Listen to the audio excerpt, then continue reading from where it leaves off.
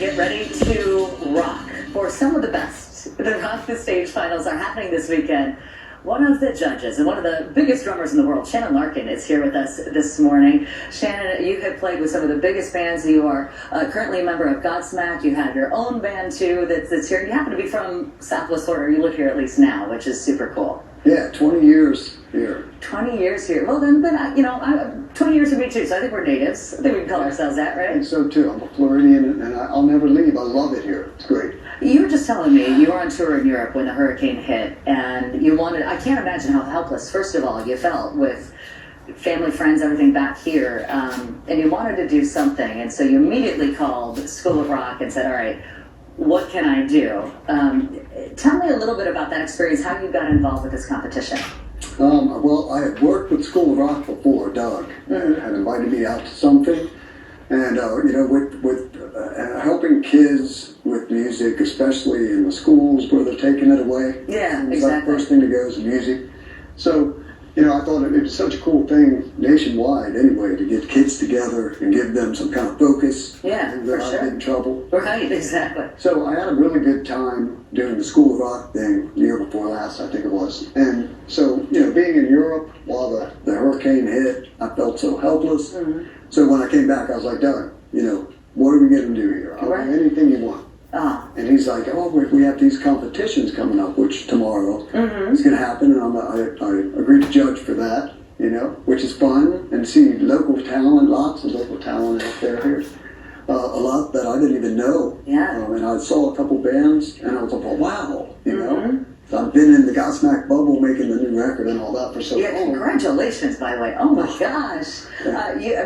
What level are you now on the rock charts? We're number one. It's awesome. I thought so. That's amazing. And you guys just keep going. And one of the biggest bands in the world. That's awesome. Yeah, it's been a blessed and very lucky career so far. 20 years in the band. That's incredible. We get along better than we ever have, and we're super excited about the new record. Drops in February. It's called Lighting Up the Sky. I'm so excited for you. You have so many fans, not only here, but obviously around the world. And that's why it means so much when you're doing something like this. I love the fact that you're taking the time to try to nurture some of the talent here in Southwest Florida. If you don't know, we've been talking about it a lot. We've had some of the contestants here on the show as well. This has been an ongoing talent competition. That's our second year for it. And it's broken up, 18 and under, 18 and over. Bands, single acts. Some of these people we heard one lady at the semifinals saying that this is she thinks it's her last shot, you know what I mean? And then there were some that are young and you just can't believe the talent. But a chance to get up on a big stage in front of people like Shannon, I mean, it's just, you guys are incredibly gracious to do what you're doing. Why is it important to nurture this type of talent competition, especially in our community? Well, it's the American dream. Really, to make it in, say, sports or the entertainment thing, and so it gives kids hope for sure. And it's always nice to make a mountain to climb. And so, like my mountain was I wanted to be a rock star ever since I was a little kid. So that was my big mountain, And so it took a long, long time. It's a very hard business. So for some new musician or singer or artist to come out and get to play in front of people like myself or Dave Fortman. Right. It's a little edge up to what 99% of the other musicians don't get by getting the courage to come up and enter one of these competitions. It had to be really tough because it was a pretty big field, even in the semifinals, and you narrowed it down to 3 and 3 in both of the different age categories, the adults and the under 18. What were you guys looking for? The prize, by the way, for the adults, I know, is to record with Chris Moon, who's the guy that famously discovered Prince, among many others. And you get to go to his studios, Moon Studios, and record and get his feedback, which is unbelievable, among many other prizes, a scholarship to School of Rock and lessons and all kinds of great stuff. Yeah, we're just really looking for that raw talent, something that we feel would be able to have a chance in this business and has the talent to, with nurturing, to become a rock star or a singing star or, whatever. Like we saw several singer-songwriters. Yeah, which is really cool. And so there we're listening for the song. Is this thing, because a lot of it also is just the creativity. Like when we see the bands, that's when wow, I went through it. These are kids that their focus can go away unless you give them sports or music or something to focus on. And so, if we see chemistry, that's another big one, but mainly it's just that we're all talent. We're trying to hear something that has a shot. Whatever the it is, you guys are talking a lot about that and giving them positive feedback and real constructive feedback as well, which I thought was really cool. And you get a chance to see him. Shannon's with us today because this Sunday is an all-day music festival. So the contestants will be playing, but interspersed between some pretty cool bands. There's some cover bands. There's a KISS cover band and AC/DC and some local bands that are amazing as well. You can see it right there at that graphic. Just some of what we have in store. And what I really love about this, and that's kind of what Shannon was touching on, the funds from the ticket sales and from some of the vendor sales and that sort of thing are going to Music Alive, which is, I'm honored to be on the board. Shannon is an honorary board member with us as well. And we're giving back to musicians here in Southwest Florida that lost so much. They lost instruments and homes and sometimes a lot more than that. Their calendars are empty. We're trying to float them a lifeline. We want them to get to your level. We want music to stay where it is here in Southwest Florida, and we don't want these people to give up. Absolutely. Yeah, that's as soon as Doug from School of Rock said, we're going to do something with Bob and make this for local musicians that lost so much.